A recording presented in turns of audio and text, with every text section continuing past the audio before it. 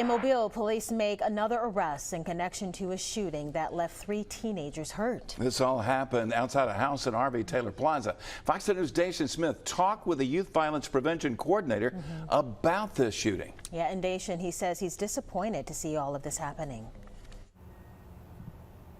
That's right. A 19 and a 20-year-old were booked into Metro Jail yesterday. Now he's urging young people to push back against what he says is becoming part of the culture. About a week ago, 3 teenagers were shot outside of a home on Duval Street.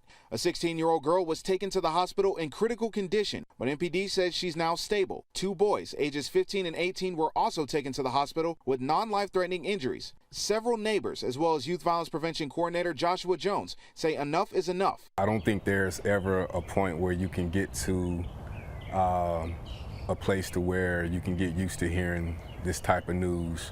But our society is getting really close to where this type of stuff is becoming way too normal.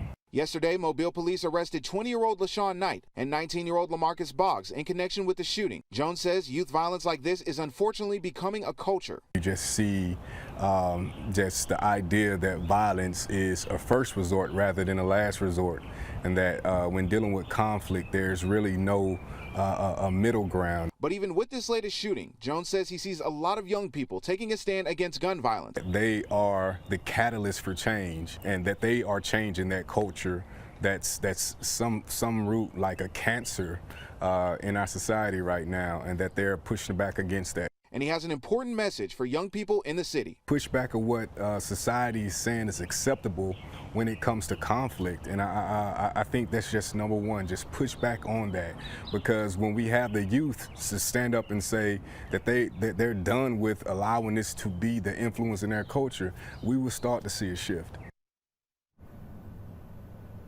Knight is currently being held here in Metro Jail on a $130,000 bond and will be required to wear an ankle monitor if he is released. Meanwhile, Boggs has a hold in connection to an unrelated crime and currently has no bond.